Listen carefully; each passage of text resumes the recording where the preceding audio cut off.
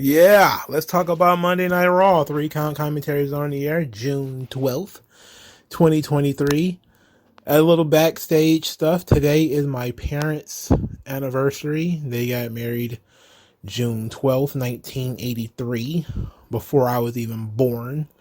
So, round of applause for Mama and Papa Mongo, or Slade, however you want to do that. Anyway, as we move on, let's do news and notes before we get into Monday Night Raw. All right. So first, we got to talk about the big news that everybody's been jabbing their jaws about, and that is WWE quite possibly being picked up by Disney. So it drops on the New York Post that WWE is out of the negotiating window, or the exclusive negotiating window, with Fox and USA. And now they're open to bids from all sorts of places. Amazon Prime was bounced around, and also Disney was bounced around. So this got the conversation going, because a lot of people, when they think of Disney, they think of children, cartoons, etc. They keep forgetting that Disney is an absolute mammoth organization. One of, if not the top 5 corporations in the history of planet Earth. Disney owns all sorts of things. In 2019, I believe it was, Disney purchased 21st Century Fox. With it came the network known as FX. Now, FX is the channel that is being discussed when it comes to WWE and Disney. It is not going to be a Disney quote-unquote network, but a more mature Fox network. Now, looking at the rankings from 2022, USA Network was number 20 on the rankings, with 738,000 viewers average. FX was on 33 with 462,000 viewers. Now, there was also some talk that, if possible, for WWE to get on ESPN. That would be amazing, because ESPN is a top 10 network. It comes in at number 6. That being said, I don't think they'll be able to get that ESPN spot. I also am not sure if I want Raw on ESPN. Now, Fox, FX, I should say, is a channel that is known for shows. One of my favorite shows that was on FX is, Justified, and they're about to bring it back under a new season. But it's also known for some of the other more mature shows like Sons of Anarchy and that sorts of thing. So that leads people to believe that, yes, we can finally get a TV-14 Monday Night Raw, which, again, people don't understand. It is not the network that is saying that they want a TV-14 or a TV-PG product. It is the sponsors, the people who actually give WWE money. Those people are the ones who want a less mature product. So that's not likely to change unless they make a substantial amount of money to justify abandoning Mattel and some of the other things that they've done recently. And they're probably still not going to go back on some of like the blading and stuff like that. They're probably still not going to go back fully on that. But is this a good idea? Well, no. Why? Because USA Network, I think, is in every single cable package.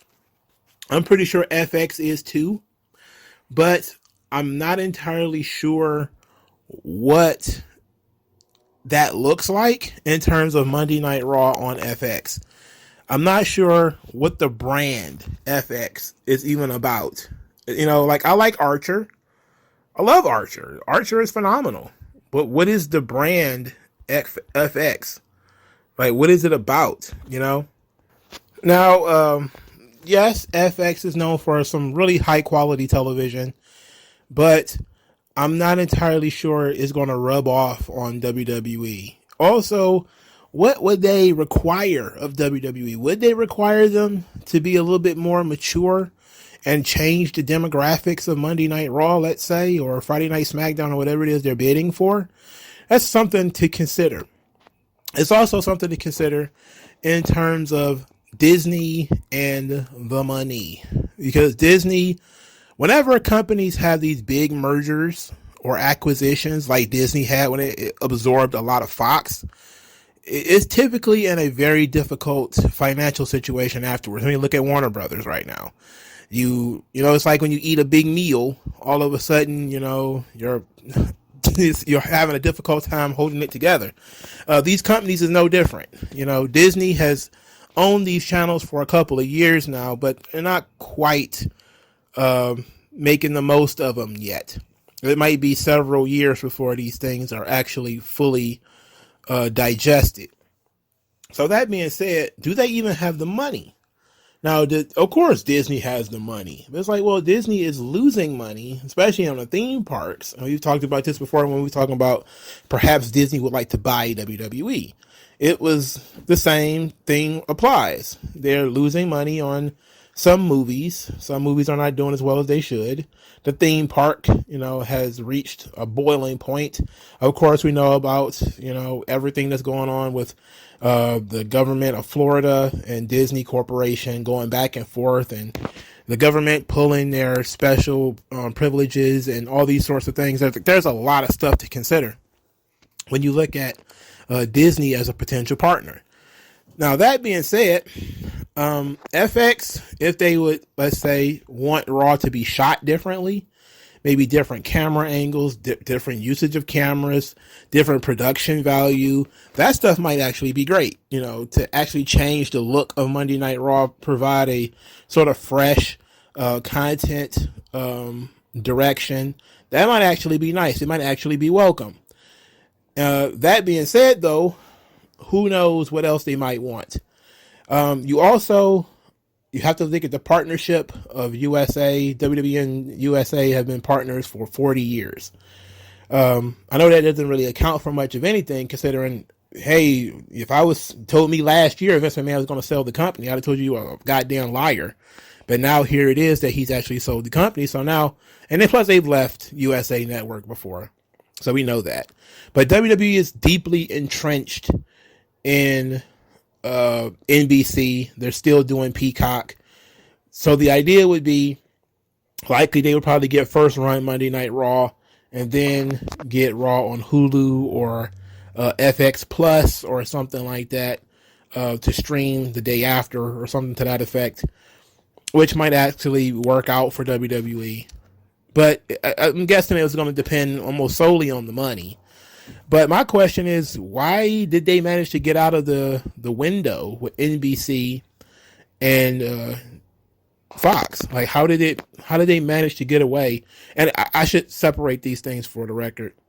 Fox and Fox News are two different things in the United States, and the Fox stations that we watch in terms of SmackDown, that's different than the Fox that Disney owns, because Disney owns ABC, which is a regular television station here in the United States. It might actually be sweet if WWE can move over to ABC, but ABC is known quite a bit for family shows, and who knows if wrestling actually fits that, you know, because ABC has been Hallmark my entire life, and maybe they started doing like some dramas, but in pretty much my entire life, ABC has been like Family Matters and stuff like that, you know. So who knows? But I would be okay with WWE going to FX if the money is right and if it leads to a fresh and dynamic look at Monday Night Raw. I would be cool with it. One of the biggest problems I have with Monday Night Raw isn't really even the set, but it's how it's shot. It's seemingly shot the same year after year after year, and that sameness kind of creates a what year is it kind of thing, and that's one of the biggest problems you have with WWE. Their production value is so high sometimes that they make all the buildings look the same, and then they're all shot the same, and so now you can't tell one Monday from the next. And the one positive thing about AEW to a degree is that sometimes the shows do look different. You know, sometimes the buildings look different. Sometimes they're shooting things different. They do little things like change the color of the ropes. WWE doesn't really do that often. There's a continuity with WWE. That's a positive and a negative. It's a positive because it's familiar and people tend to like things that are familiar.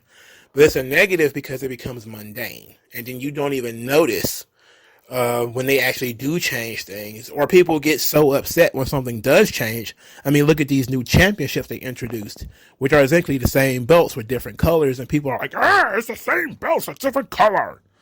It's like there's some consistency there, which is good, but there's monotony there as well. So FX will hopefully break that monotony up. It might be good for WWE to leave USA again for a little while. FX for a little while was the Spike equivalent. Spike TV when WWE was on it was a highly masculine. I think it was directly marketed as a channel for men, and it had a lot of they had some goofy stuff on there too, but the entire idea was for it to be sort of geared towards that 18 to 34 male demographic. That was the demographic of Spike TV. That's just, when they do Stripperella and some of the other things they were doing on Spike, that's what they were going for. Similar thing here, but FX is a little bit more broad. So it's something to consider, but I wouldn't, put all my eggs in this basket. All right, next, Drew McIntyre. Drew McIntyre apparently is still in discussions with WWE about his return. His contract is up next year. They have been negotiating, apparently, according to Fightful and other people who are minding Drew McIntyre's business. They have agreed on money, and the problem is creative. Drew McIntyre is not sure where he fits creatively into WWE, which is an absolute embarrassment when you consider, again, look at the Money in the Bank field. I mean, when you look at the Money in the Bank field and there's no real star power in it, you have to ask the question, how could you even be sitting back saying, hey, how do we fit Drew McIntyre into this? Now, Drew McIntyre is a very interesting case because he is a Vince McMahon guy, but he's also a Triple H guy because Triple H is the one who brought him back. So the question being now, why would he have any concerns about how he would be used in a Triple H run WWE? Is he, ultimately, he would be a good opponent for Cody. He'd be a good opponent for Roman or whoever defeats Roman. He would be a great opponent for Seth Rollins. So the idea that he doesn't have any opponents left, or we don't know what we're going to do with him, or like he's some also ran, seems kind of goofy to me. I think that, and that's why I really don't buy the whole it's creative thing. Because it's like, what about it? Is he trying to get a guaranteed title run or something out of this? I mean, he could always turn heel and feud with, years with some of these guys. And then there's probably going to be people coming in from NXT for him to feud with. Now, I know that he's kind of lost a lot of steam since Triple H took over, and, the whole thing with the Brawling Brutes, and him tag team with Sheamus, and him feuding with Sheamus, and then the Intercontinental Championship thing that kind of blew up in his face, where he was the guy who took the pin at WrestleMania, and all that kind of stuff. I get it. That being said, though, I don't see how you can say Drew McIntyre doesn't fit on Monday Night Raw. Especially Monday Night Raw, where they need star power. So I'm not fully buying the idea that Drew McIntyre is trying to figure out where he fits into the company. It's like he's one of the few top guys that they still got that's, hasn't been run into the ground and that the audience will buy as a top guy. So ultimately, I think it's kind of goofy. All right, let's talk about Monday Night Raw while we're here. So Rhea Ripley, she gets her world championship. It's the same belt as Seth Rollins' belt, except for it's white. It looks good. I like the white belt version of this much better than the black one. So this is fine. Dominic Mysterio runs to the ring giddily and straps the belt around her waist. As they're about to do a celebration, Cody Rhodes interferes. He said that he respects Rhea Ripley and she earned the women's world title. And he says that since Brock doesn't have the balls to face him anymore, he wants to fight Dominic at Money in the Bank. And we got to throw a red flag on the field. Like right there, throw a red flag on the field. Dominic said he's not afraid of anyone, that he embarrassed Cody Rhodes last week like he would embarrass anybody. And then Rhea Ripley said that Dominic is more man than Cody Rhodes. This led to The Miz creeping up behind Cody, but Cody turns around and catches him because he's a smart babyface. He turns around, Dominic hits him again and runs. So basically they're building up the Dominic Cody Rhodes story. Let me ask you a very interesting question that formed in my mind upon seeing Cody make this challenge. Why would Cody Rhodes not want Money in the Bank? Why is it that Cody Rhodes has no interest whatsoever in Money in the Bank? He would rather fight Dominic Mysterio at Money in the Bank than wrestle for the Money in the Bank contract, in which he could finish the story. Because that's what this whole thing is about, right? Finishing the story. And he's not going to be able to do that by wrestling Dominic Mysterio. But he's wrestling Dominic Mysterio, apparently. Okay, sure, whatever. The Miz loses to Cody Rhodes. Of course he does. I mean, what do you think was going to happen when they booked a match between The Miz and Cody Rhodes? Later, Cody says that the problem with Dominic is that Judgment Day and all these people have been gassing him up. He says Brock won't show and Dom won't leave. But when it comes to finishing the story, he is enjoying the journey. He is clinging to every moment, which is all very nice, I guess. Still no explanation why he wouldn't want to be in the Money in the Bank match. Just no explanation. There is no good reason why he is not able to be qualified for the Money in the Bank. There's just no good reason for it. It's such an obvious oversight that it's almost offensive in how you have to, like, why isn't everybody asking that question? You want to wrestle in London, but you don't want to wrestle for the Money in the Bank trophy or the contract? Then what the hell are you going to London for? I wouldn't even waste the sleep. Anyway, let's move on because we're going to get to that Money in the Bank thing and we're going to get into it. I'm going to shame some folks, but we'll talk about it in a minute. Becky Lynch cut the worst promo of her life, an absolutely putrid promo segment between Becky Lynch and Zoe Stark. It was awful. Becky Lynch was tongue-tied, couldn't get her shit together. What she was trying to say is that the Money in the Bank briefcase equals power. And when you have power, you can make the champion scared. And if you can make the champion scared, then the champion will do dangerous and stupid things, creating vulnerabilities that you can take advantage of. And that's what she wants. She wants that power. And but what we got was something about power and something about some other stuff. And I was just looking like, Becky, do we need to breathalyze Becky out here? Is she on the pills? What's going on here? Why is she so bad at this? She's not good at this promo. It was not good. Everybody who's a Becky Lynch hater, my goodness, this is kindling for the firewood, right? This is kindling for the fire right here. Barbecue Becky, this is a terrible promo. And it made it even worse when Zoe Stark came out there. Because after Becky started talking about people being scared, she mentioned Trish Stratus, which brought out Zoe Stark.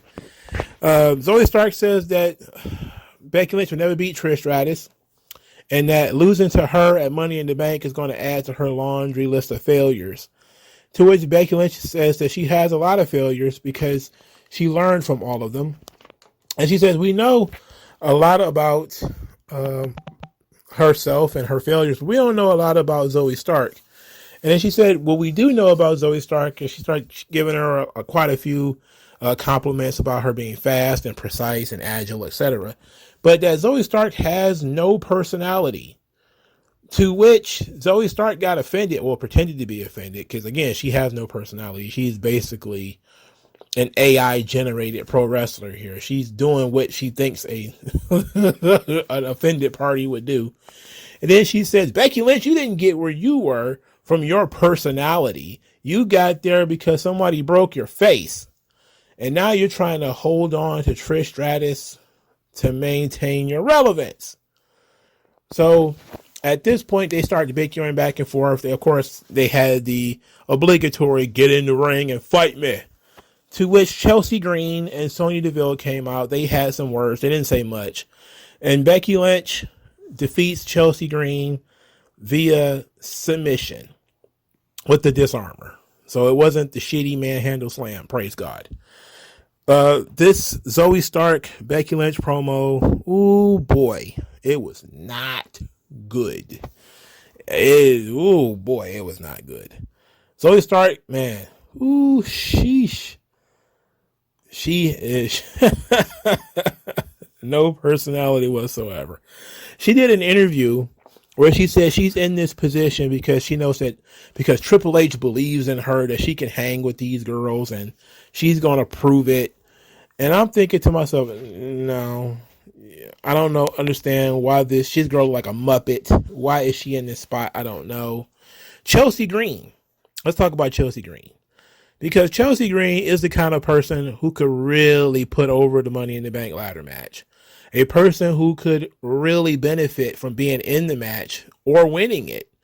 Like a character like Chelsea Green would be perfect as Miss Money in the Bank. I mean, the fact that she's not interested in wasn't put into the Money in the Bank. When Zoe Stark was.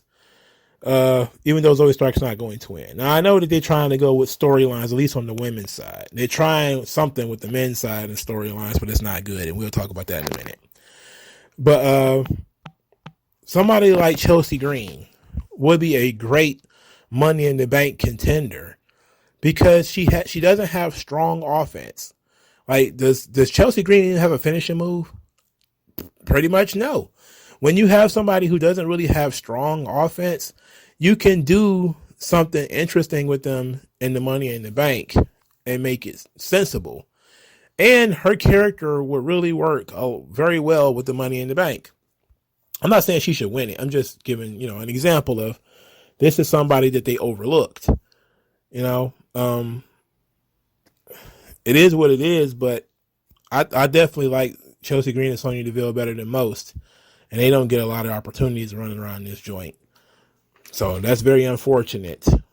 It's very unfortunate, too. My goodness.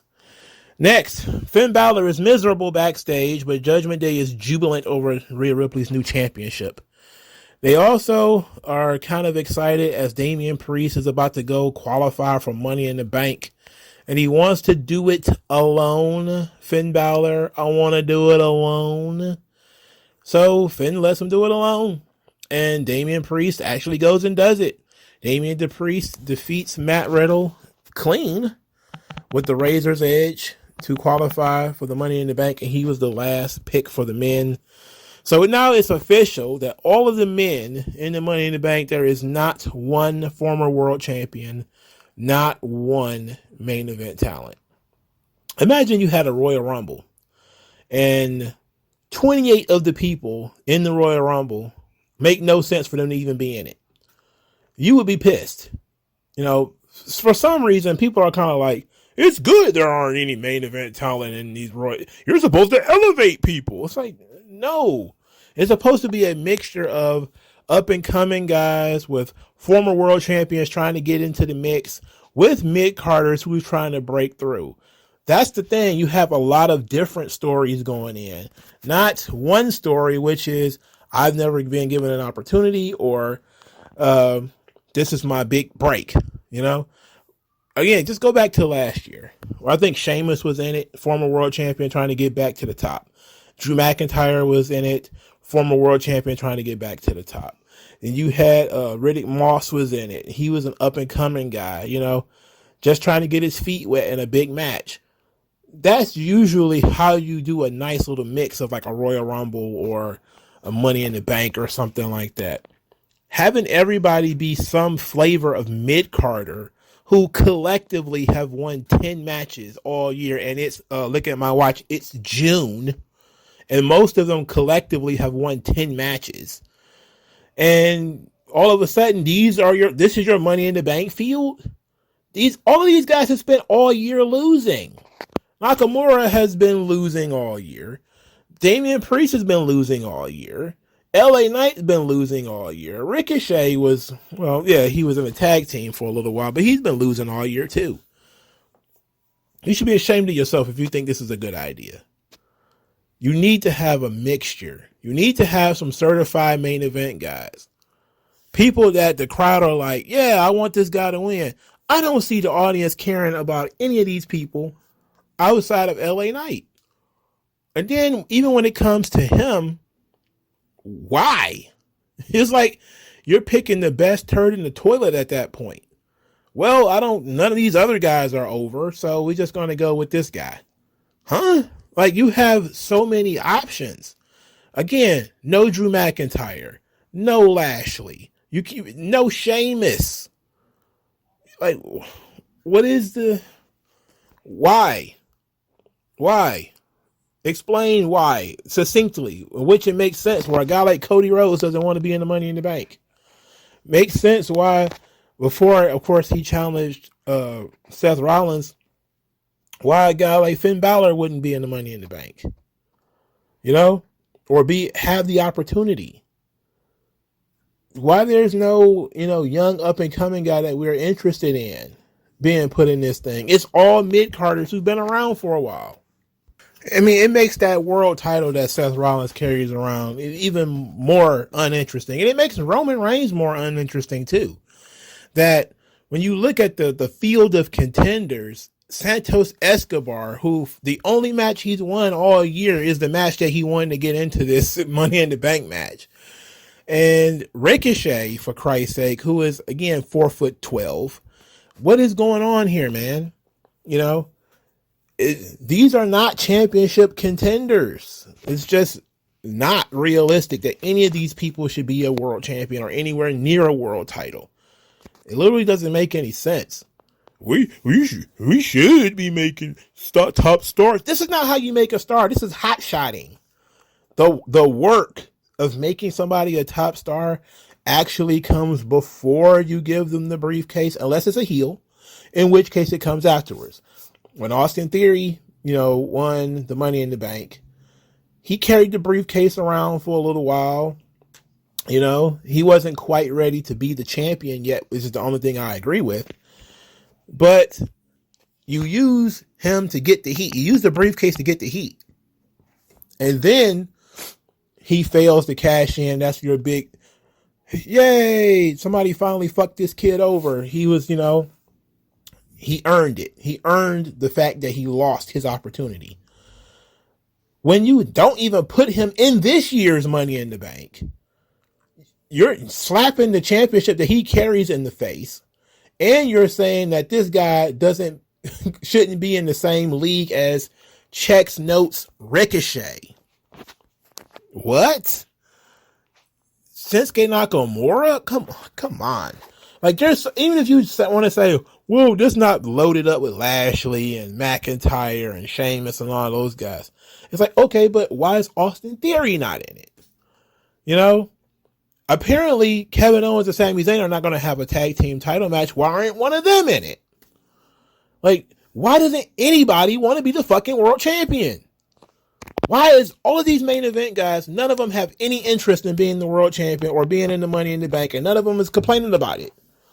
Nobody's kind of like, why I ain't getting an opportunity to be in the Money in the Bank?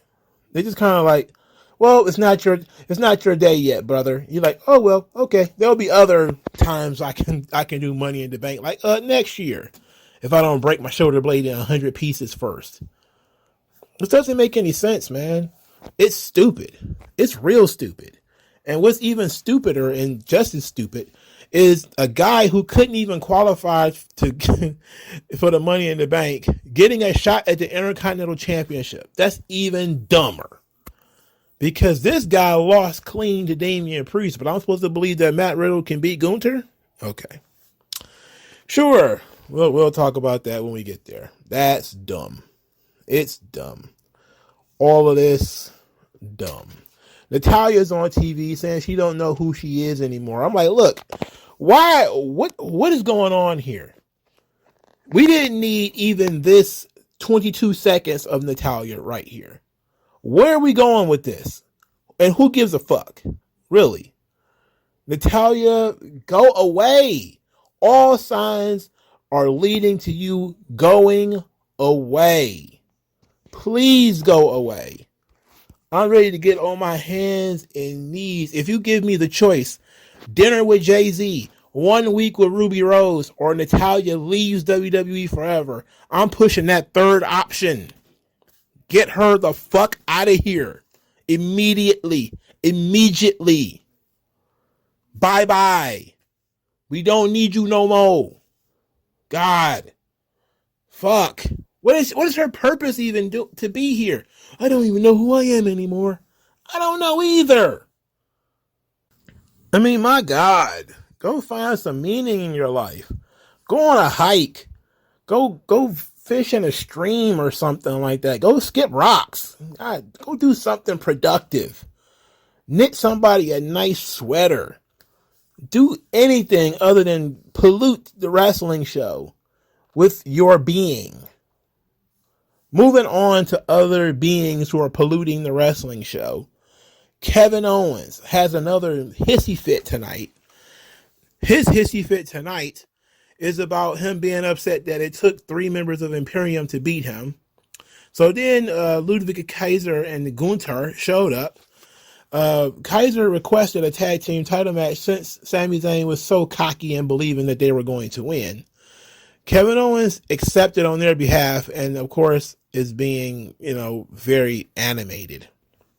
Later, Sami Zayn asks Kevin Owens, what's up with all of this? Why are you blowing up so much lately? Why are you at a 10? What are you doing? And Kevin Owens just started saying it's the stress of WrestleMania and the bloodline and all this stuff. Then he starts talking about the Europeans, and I don't understand what they're saying, even though they speak English.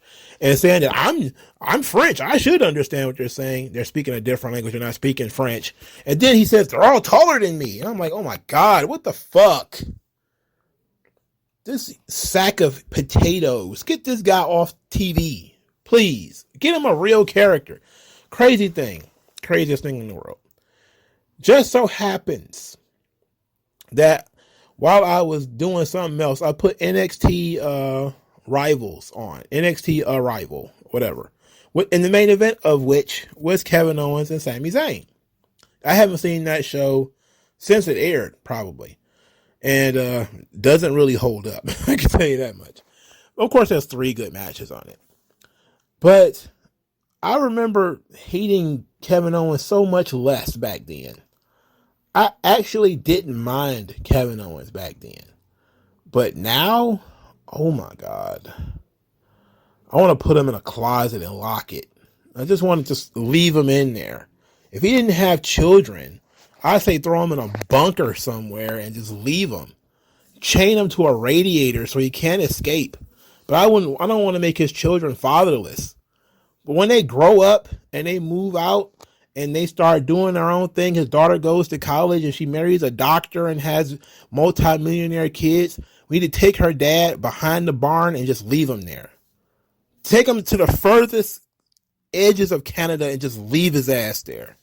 Once his children aren't going to be looking for him anymore, just leave him there. Once they're off living their lives, just leave his ass in the tundra somewhere. I fucking hate Kevin Owens. He is so fucking annoying. He's annoying as fuck, and he's getting on my nerves. And it's every week with this now. It's not funny. It's annoying. He's fucking annoying. And that's being boring is number 1 worst thing you could do on television. Being annoying is number 2. Right? It's being a little too silly. That's in the top 5 somewhere. But being annoying, oh God. Kevin Owens' voice when he's doing that.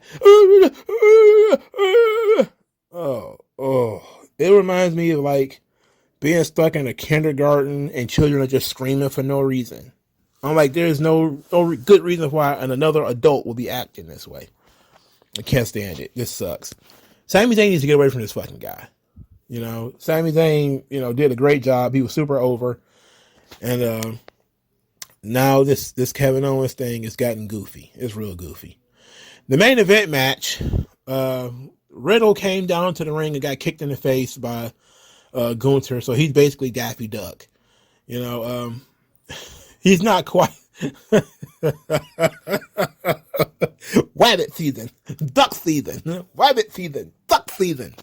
He comes out there and gets kicked in the face by Gunther. So tough guy, ass kicker, Matt Riddle, boot right in the jaw. Of course, this leaves Kaiser alone, and he loses to the Blue Thunder Bomb. So the Blue Thunder Bomb actually finished the match. I was very impressed by that. I was okay with this. I don't like Gunther losing. I don't like Kaiser losing, really. Apparently, Giovanni Vinci is injured, so that's why he wasn't here.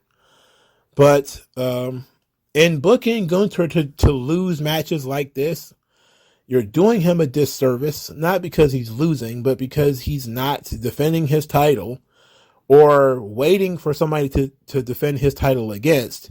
And therefore, there should be some strong challengers. Like, if you want him to be a strong champion, he needs to have strong challengers. His challengers can't be weak idiots who get beat clean earlier in the night by mid-carders. I'm sorry, I like Damian Priest too, but the position of Damian Priest is he lost last week clean to Seth Rollins. Well, I guess it wasn't clean. He lost last week to Seth Rollins. And he's been losing a lot lately. He's the guy on Judgment Day that eats the pins for some odd reason. It's not Dominic, it's him. You know? So it's a weird situation that they've got here where they got no strong contenders for Gunther at all. So the only contender they got is this guy. So Riddle, they dragged him from the aisleway, I guess, after he got kicked in the jaw. Whatever. The Intercontinental Championship is disarray. Same thing we got with the Money in the Bank. Your contenders are basically non-existent because nobody has any momentum. And nobody has any momentum because nobody's booked well on this show. You know, everybody's booked like a goof. Everybody's made to look stupid on this goddamn show. All right. Bronson Reed defeats Ricochet by disqualification after Shinsuke Nakamura gets involved. Bronson Reed was planning to squish both of them again. He wanted to get over. He liked the crowd reaction he got. He wanted to get it again. But this time he got caught, and Ricochet and Nakamura double suplexed him from the top rope. That got a nice little reaction to the crowd chanting, "Holy shit." Of course, Bronson Reed, his momentum, you know, he stood strong last week, and everybody was like, yeah, that was great. So, of course, this week he ends up on his back because 50-50 booking. You know, 50-50 booking.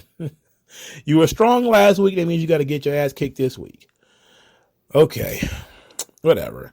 Ricochet wanted a match with Bronson Reed, blaming Nakamura for why he lost.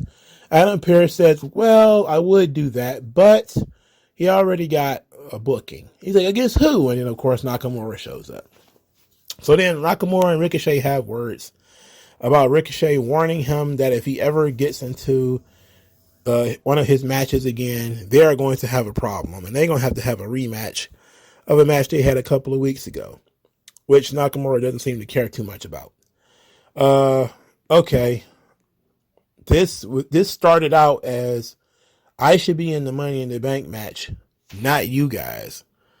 And if you're going to do this, it would be nice if like you could put a little spice on it. Like if Bronson Reed beats Nakamura, he gets his spot in Money in the Bank. Or if he beats Ricochet, he gets his spot in the Money in the Bank. Like that's how you would spice this up to make it interesting. So if you were going to leave these mid-carders in there, these guys who never win, at the very least, they should be beating back challengers. Like that's one way of making this thing interesting. That somebody who didn't get an opportunity could come up and be like, hey, this guy shouldn't be in the Money in the Bank. I should be. And, you know, and say, hey, if I beat him, I want to be in. And then Adam Pearce is like, sure, if you win, you get in. But, of course, you know, you want to make the guy look strong, so he beats him. You could have done that 3 or 4 times here with these guys who are in this match. But they decided not to do that. They decided, oh, you're going to qualify because we're putting the most mid people possible in the Money in the Bank this year. Anyway, Bronson Reed, momentum stopped, but it's not over. It's not over. I just don't understand why he's still involved with Ricochet and Nakamura. Like, let's just move on at this point. Like, I don't see anything positive coming out of this unless he gets into the Money in the Bank, but it's too late for that because the Money in the Bank show is Sunday. So let's just move on. All right. Well, I'm sorry, Saturday. So let's just move on, please. Next, what was the next thing that happened on this show? As I see. Finn Balor. Finn Balor's promo. So Finn Balor calls out Seth Rollins. We haven't seen Seth Rollins all night. He comes out. He says, no jokes, no zingers, no sing-alongs. He got something he wanted to say to Seth for 7 years.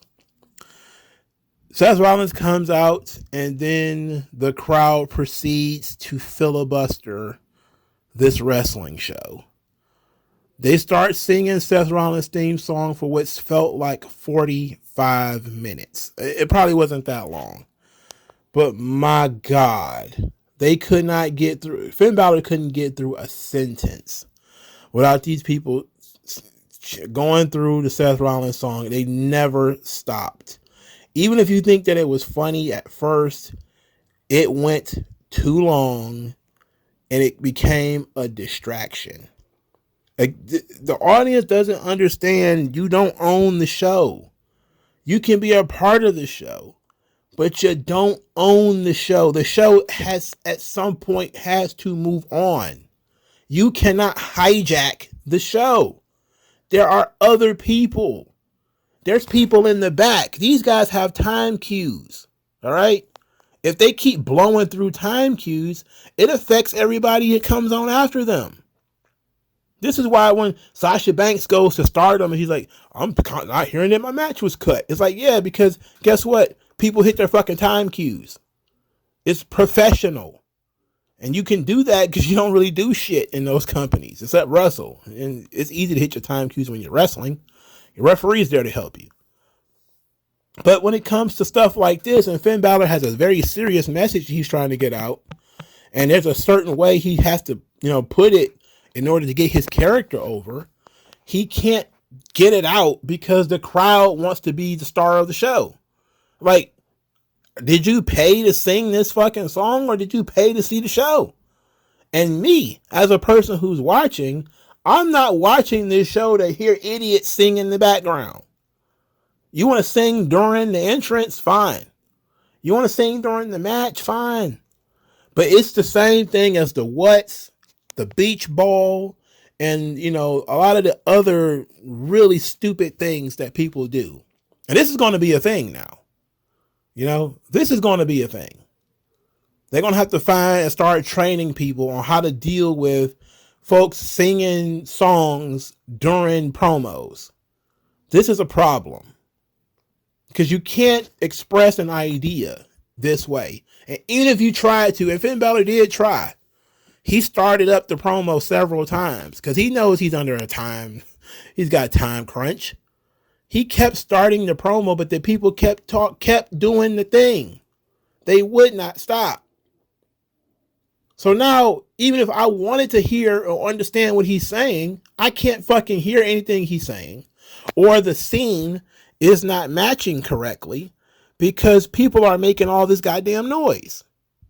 And I'm not saying you have to sit there quietly, but I'm saying is you have to know when you're stepping all over the show. This at this point is where you're stepping all over the show. This was an abomination. And it was an absolute distraction.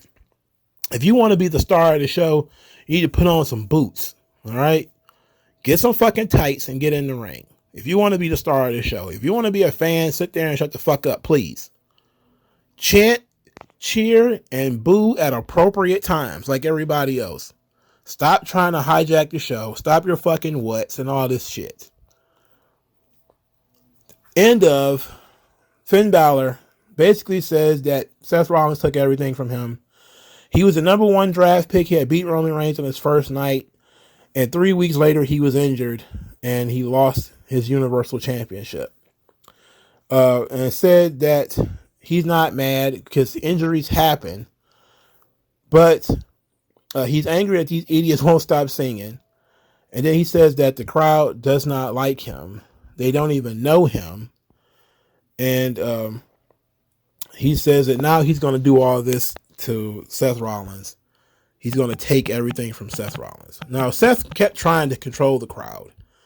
To Seth's credit, he was trying to, by talking and saying something, he got the people to stop. He didn't say, hey, stop doing this, but by speaking, people are like, yeah, I want to hear what he has to say. But then as soon as Finn Balor started talking again, they started doing this.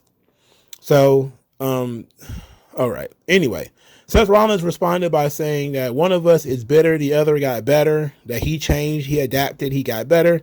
He accepted Finn Balor's challenge and then said what version of Finn Balor is going to appear, because this bitter, miserable version of Finn Balor has got no chance. But the gutsy Finn Balor that defeated him with one arm, that guy might have a chance.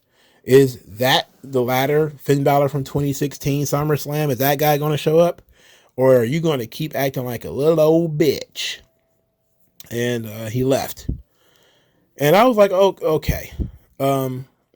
They planned the long story here with the Finn Balor Seth Rollins thing. I do believe this might be the second time this year that they brought it up. I don't mind it because I like Finn Balor.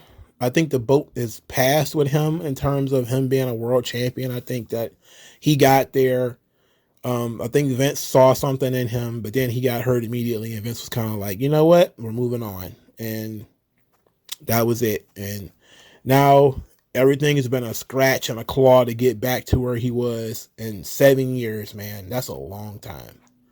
That's a long time. He's been in WWE almost 10 years. That's crazy, right? When you think about a guy like AJ Styles, he's been there in WWE for 6 years already, 6 or 7 years. That's a career for some of these people, man. These guys have been there for a long time, and they're barely crawling back to the top, barely. But I like it. Finn Balor, Seth Rollins for the world title. That's fine. It's a sprinkle from the good match fairy, but they did put some storyline on it, with it being Finn Balor's revenge from 7 years ago. It's only revenge if Seth gets hurt, though. It's only revenge if he actually puts Seth down. The problem with this is that Seth has just won this title, and they're not likely going to cost him that title immediately. Because the moment he loses it, especially if he loses it, let's say somebody, LA Knight wins the Money in the Bank. Seth Rollins wrestles Finn Balor in the main event. I'm assuming it's going to be the main event. Finn does some really crazy shit to injure Seth, and LA Knight cashes in the Money in the Bank and wins the title. It's immediately lowered in the Intercontinental Championship. That is because LA Knight is not on that level. Even if he's over with the crowd, he's not over enough with the crowd for this to make sense. So that tells you that they're probably not going to cash in. They want Seth to have a pretty good run. He's not just a stepping stone for somebody else. So this is a run. That's what it's coming across as. Like, they're really going to let him have the ball this time. It's not one of those, here you take the belt until we find some other guy to put it on. Like Randy Orton has a bunch of those title runs, where here you win the belt and we'll just figure out who we're going to drop it to later. Oh, it's Jinder Mahal. Oh, it's Mark Henry. Oh, it's Christian, none of that meant anything, So this seems like it might be an actual run. If Seth Rollins had been champion for a little bit longer, I would believe Finn Balor could win, and that storyline would make sense. But Seth being champion for like a month and then dropping the title to Finn and then having that Money in the Bank float around them forever, probably not. So I could pretty much guess that Seth Rollins is going to win that match. So later, Finn Balor is talking to JD McDonough. Hey, remember him? This is the guy who destroyed Dolph Ziggler like a month ago and hasn't been seen since. Apparently, they pulled him out of the memory well and put him on television. I don't know what him and Finn were talking about, but Damian Priest showed up. Said that Seth Rollins has been driving a wedge between them. And he said this after Finn Balor says, when I become world champion and you become Mr. Money in the Bank, you're not going to cash in on me, are you? And Damian Priest was actually kind of offended that he would even ask him that question. But he promised that he wouldn't cash in on Finn Balor. And I say, well, that would make things interesting, wouldn't it? You know, I actually, despite the fact that I've been calling him a mid-carder, I actually would not mind Damian Priest being Mr. Money in the Bank. I like Damian Priest. I just don't like the push. It's been the same thing with Nakamura. Same thing with LA Knight. You know, same thing with Santos Escobar. I like him. I don't like the push. There is no push, to be quite honest. These guys are just presented. They're not really pushed. They're not really being marketed or promoted as being top guys. So why should you care?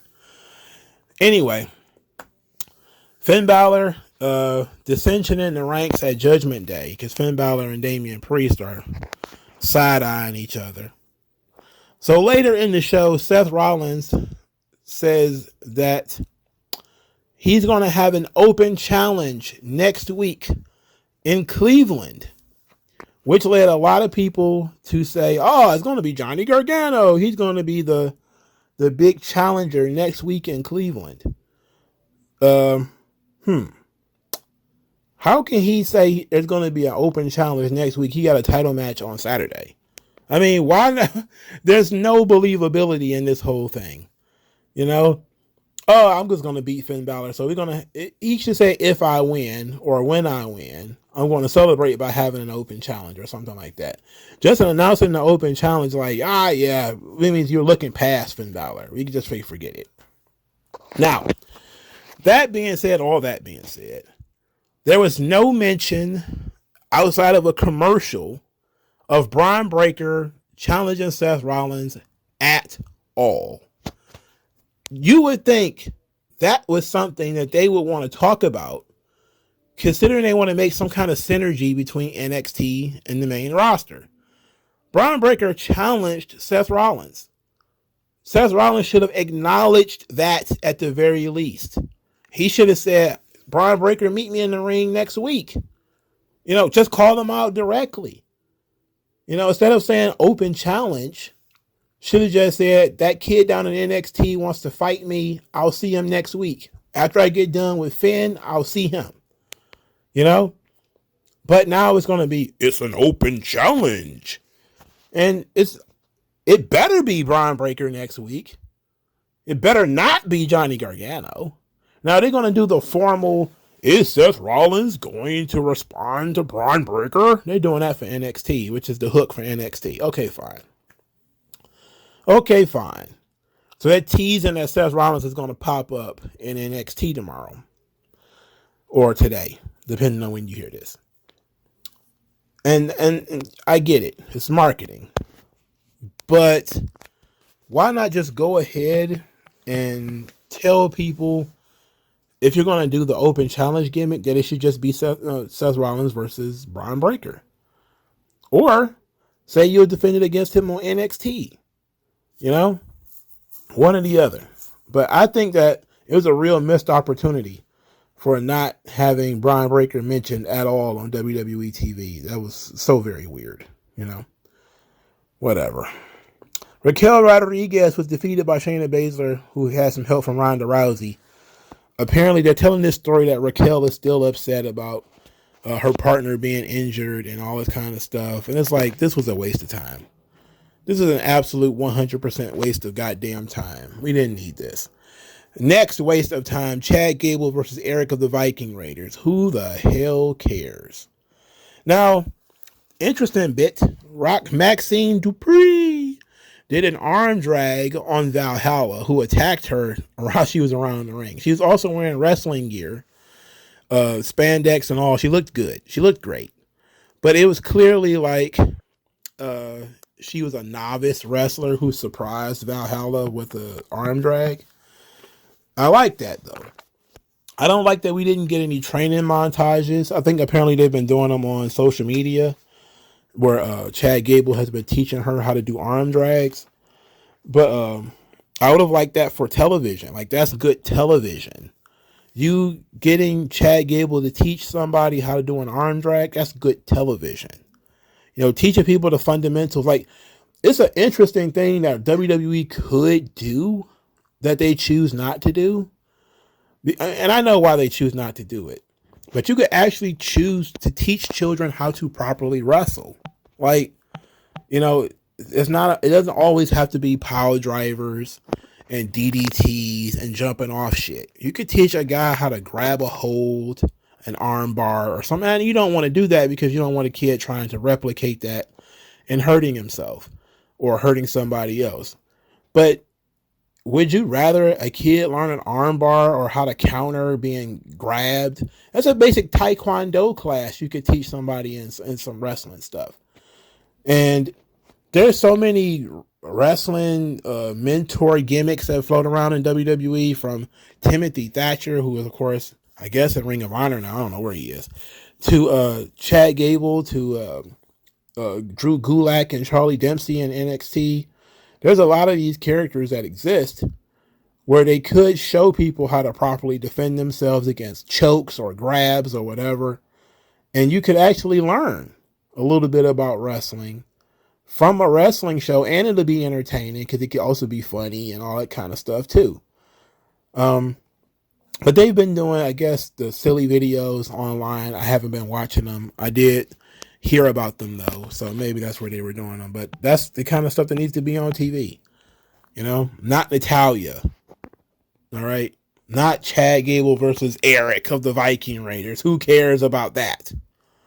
Not Shayna Baszler versus Raquel Rodriguez. Who cares about that? Christ's sake. They did, the final thing we're going to discuss here is that Rhea Ripley, the new women's world champion, they did a vignette for her on this show, which was nice. Okay, it was fine. But why is she the women's world champion and nobody's interested in having a match with her? Not one single soul is like, yeah, I want to have a fight with Rhea Ripley. Not even Becky Lynch. They're acting like Rhea Ripley doesn't exist on this show. Like, she only gets into it with men. That's it. She doesn't have any conversation with women. There is no woman standing up to her. There's nothing. She won that title and had became female Roman Reigns. Now, they don't even think about her title anymore. It's crazy. Like, at least on SmackDown, there's people who want to be the women's champion. On Raw, nobody has any ambitions of being the women's champion. And you're like, wow. Not one person has decided they're going to stand up to Rhea Ripley. And I know that, the gimmick is they're trying to really get over this whole Rhea Ripley's a giant and she's a badass and all that kind of stuff. I get it. But that makes it even more beneficial, even for somebody I don't like a Candice LeRae, who is smaller than Rhea, that you can actually put her in there. Because I know Candice's thing on the independents was that she wrestled men and she would get over how tough she is, how much of a beating she can take. It's a similar situation here where you could do the same thing. She's not going to beat Rhea Ripley, but how far can she really push her? And then you could play into the family thing where she could talk about, hey, I'm used to taking these beatings, but I was used to taking these beatings before I had a kid. Now I have to think about it. Do I want to be a champion or do I want to be a competent mother in 10 years or whatever? And I forgot who said this, but it was like, I can't quit because I need to show my children, what you can do at your maximum potential or whatever. And that takes her to just getting beat up, not getting pinned all the time, but like her trying to fight Rhea Ripley fist to fist, but being entirely too small, but her being like the underdog who keeps coming back. That's the kind of thing that also helps put over how strong Rhea Ripley is and puts over her character, and it also forces somebody else to step their game up in order to look competent against her. But what they're doing is basically just ignoring her, Like, she's the big bull of the wood. She's the alpha female, but nobody else is interested. They're like, yeah, she's standing on the, I'm the best. I'm yada, yada, yada. And everybody's kind of like, yeah, sure. Whatever you say. I got a nail appointment or something. It's like, wow, nobody gives a shit. And I don't know what it is, because you got Piper Niven on the roster, who's a big girl. So if the issue is Rhea's bigger than everybody, Piper Niven's your answer, because she's a big girl. I think they've been having her work heel, but she can work babyface in this situation too. You have smaller baby faces you could have face her. You got Raquel Rodriguez there, who's a big girl, against Rhea. You've got some options. They're just choosing to just have Rhea Ripley stare in the eyes of Cody and try to intimidate him, which is a waste of time, man. There's plenty of options for you to do something. And no matter what people think about, like, the tag team titles, it's like, oh, the tag team championships, they're so stupid, get rid of them. It's like, look what they're doing with the fucking world title. They just created this thing and there's no number one contender. Not one. Rhea Ripley has not defended that title since she won it, has she? She won it at WrestleMania. How many title matches have she defended in here? 2 at the most? She beat Natalya. I'm sorry, that doesn't even count, because it's Natalya. But other than that, who else? I can't even think of anybody else. It's dumb. But I didn't like Raw. That should be obvious. They really need to do something about this show. Hopefully Money in the Bank will be done Saturday, so maybe everybody will stop being stupid and people actually want to be an Intercontinental Champion, or they might actually form tag teams so we can have a tag team division. Or they might actually have women not ignore Rhea Ripley so that we can have a women's championship thing that doesn't involve Rhea Ripley trying to beat up the men, especially the main event guys. Other than that, man, I really ain't got nothing. Thank you guys for your time. I'll talk to you guys later. Peace.